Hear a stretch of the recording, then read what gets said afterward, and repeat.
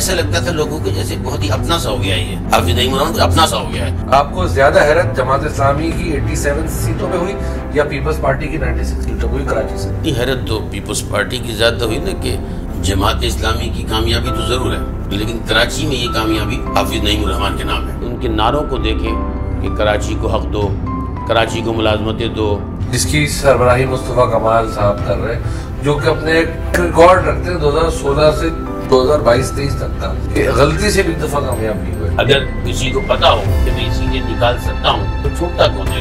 Election چھوڑنے کا مطلب یہ کہ ہم سے یہ الیکشن قابو میں نہیں۔ حافظ نعیم الرحمان نے کراچی کے لوگوں کی دکھ اور درد کے قریب آ کر آواز دیا، اس آواز کو لوگوں نے پسند کیا۔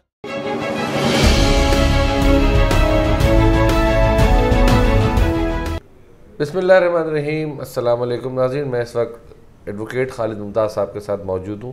سر السلام علیکم۔ سر، ابھی آپ نے دیکھا کہ کراچی شہر میں بلدیاتی انتخابات جو کہ 2020 میں ہو جانے چاہیے تھے، اور سندھ حکومت، الیکشن کمیشن ان کی جو ہے حکمت عملی کے باعث ناممکن تھے، لیکن پہلا الیکشن کا مرحلہ جنوری میں ہوا، 15 جنوری۔ اس کے بعد کچھ سیٹیں جو رہ گئی تھیں وہ مئی کے مہینے میں ہوا۔ ان علاقوں کے یو سی چیئرمنز نے اپنا حلف اٹھا لیا ہے، اور جماعت اسلامی نے ایک بار پھر اس شہر میں بہت بڑی کامیابی حاصل کی۔ آپ اس کامیابی کو کس نظر سے دیکھتے ہیں، اور یہ کامیابی ایم کیو ایم کے نہ ہونے کے باعث ملی یا کوئی اور وجہ ہے؟ دیکھیے، پہلی بات تو یہ کہ یہ جماعت اسلامی کی کامیابی تو ضرور ہے، لیکن کراچی میں یہ کامیابی حافظ نعیم الرحمان کے نام ہے، اس لیے کہ حافظ نعیم الرحمان کی تگ و دو مسلسل کراچی کے ایشو پر اپنی آواز کو بلند کرنے سے ان کا ووٹر بنا۔ اور اگر آپ ان کے ووٹروں کو دیکھیں، ان کے نعروں کو دیکھیں کہ کراچی کو حق دو، کراچی کو ملازمتیں دو، کراچی کے جو ہے وہ کوٹا سسٹم ختم کر دو، مردم شماری کو صحیح کرو، مردم شماری، ایسا لگتا تھا لوگوں کو جیسے بہت ہی اپنا سا ہو گیا ہے، یہ حافظ نعیم الرحمان کو اپنا سا ہو گیا ہے۔ یعنی وہ جماعت کی پالیسی تو بہت دور، اور یہ پھر جو یہاں ووٹ ڈالنے والا تھا ان کے اپنے لوگوں نے بھی حصہ نہیں لیا، نہ تو الطاف حسین نے حصہ لیا، نہ یہاں کی متحدہ نے، پھر جگہ کیا بچا، وہ کس کو ووٹ دیتے؟ تو یہ جو ہے میں سمجھتا ہوں کہ حافظ نعیم الرحمان نے کراچی کے لوگوں کی دکھ اور درد کے قریب آ کر آواز دیا، اس آواز کو لوگوں نے پسند کیا، اور پھر یہ واحد بچے، وہ لوگ فارغ نہیں تھے، اس وجہ سے انہوں نے زیادہ کامیابی۔ ایک بڑا باریک سوال، آپ کو زیادہ حیرت جماعت اسلامی کی 87 سیٹوں پہ ہوئی یا پیپلز پارٹی کی 96 سیٹوں پہ ہوئی کراچی سے؟ حیرت تو پیپلز پارٹی کی زیادہ ہوئی نا کہ اگر ہم الیکشن سے 5-6 مہینے پہلے جاتے تو کوئی سوچ بھی نہیں سکتا تھا کہ کراچی شہر میں پیپلز پارٹی کا میئر بنے گا، کوئی سوچ نہیں سکتا تھا۔ لیکن اب جو ہے وہ نمبر 1 میئر جو ہے وہ پاکستان پیپلز پارٹی کا ہی بن کر کام کر رہا ہے۔ چیمگوئیاں ہیں اس میں؟ نہیں، چیمگوئیاں تو دیکھیے اس لیے ہیں نا کہ کچھ سیٹیں ریزروڈ ہیں، کچھ سیٹوں کا مقدمہ اسلام آباد ہائی کورٹ میں ہے۔ آپ کس کو میئر دیکھنا چاہتے ہیں کراچی کا ان حالات میں؟ دیکھیے، میرے لیے دونوں ہی بہت معتبر نام ہیں اس وقت۔ نہیں، میں دونوں ہی اس لیے کہوں گا کہ مرتضیٰ وہاب کو بھی ایک بہت ٹیلنٹڈ آدمی ہے، اور اسے دلچسپی بھی ہے شہر کے کام سے۔ حافظ نعیم الرحمان صاحب نے محنت جو کی ہے، مطلب میں اس لیے کہہ رہا ہوں کہ یہ ایک اپوزیشن اور ایک حکومت ہو، بہت اچھی اپوزیشن بھی حکومت کو اچھا کام کرنے مجبور ہوتی ہے۔ اگر حافظ نعیم الرحمان اپوزیشن اچھا کرتے ہیں تو پھر مرتضیٰ اور زیادہ بہتر کام کر سکتا ہے، لیکن اگر حافظ نعیم الرحمان صاحب زیادہ ووٹ لے لیتے ہیں تو مرتضیٰ وہاب بھی ایک بہت اچھی اپوزیشن ہوگا۔ تو یہ ہمیں تصور پیدا کر لیا جاتا ہے کہ صرف جو اقتدار میں ہوگا وہ اچھا کام کرے گا، لیکن اقتدار ہم نے ماضی میں بھی اگر آپ جائیں تو لوگ کہتے تھے کہ جب اپوزیشن تگڑی ہوگی تو سمجھو کہ حکومت بھی اچھی ہوگی۔ یہاں پر یہ ہوتا ہے کہ اپوزیشن میں لوگ آتے ہی ہاتھ پاؤں ڈھیلے کر دیتے ہیں، اور اس کی وجہ سے حکومت بھی کچھ کام کرتی ہے اور کچھ کام نہیں کرتی ہے۔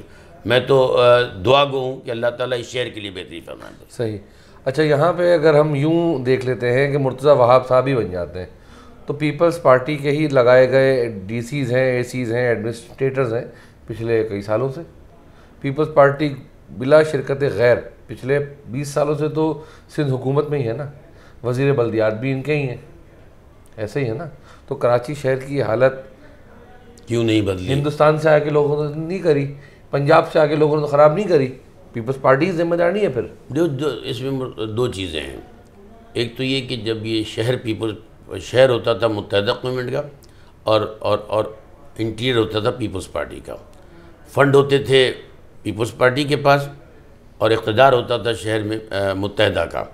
اگر یہ پہلی دفعہ ایسا ہوگا، اگر مرتضیٰ وہاب صاحب آتے ہیں تو آدمی بھی ان کا ہوگا اور فنڈ بھی ان کا ہوگا، تو بہتر یوٹیلائز ہو سکے گا. یعنی اس مرتبہ کچھ بہتر تبدیلی آ سکے گی، اس لیے کہ جھگڑا فنڈ کا نہیں رہے گا. پھر کام اچھا اگر 30 سال میں جب یہ بالکل شہر جو تھا وہ سکہ بند ایم کیو ایم کے ہاتھ میں تھا تو دوسروں کا انٹرسٹ بہت کم ہو گیا تھا. وہ یہاں دلچسپی نہیں، میں کہا جیسے مسلم لیگ نون نہیں لیتی تھی، نون تو قطعی نہیں لیتی تھی، پیپلز پارٹی تھوڑی بہت لیتی تھی لیکن سراؤنڈنگ کراچی زیادہ لیتی تھی. اب اس کو پہلی دفعہ موقع ملا ہے کہ اندر جا کر کام کر رہے ہیں. Being an advocate, being normal resident of Karachi, اگر کہوں کہ حافظ نعیم الرحمان جو کہ ممکنہ طور پر میئر کراچی منتخب ہو جائیں گے، یہ ہمارا ایک امید ہے، آپ کیا پیغام دینا چاہیں گے؟ دیکھیے ممکنہ طور پر میئر تو حافظ نعیم الرحمان بھی ہو سکتے ہیں اور جو ہے مرتضیٰ وہاب بھی ہو سکتا ہے.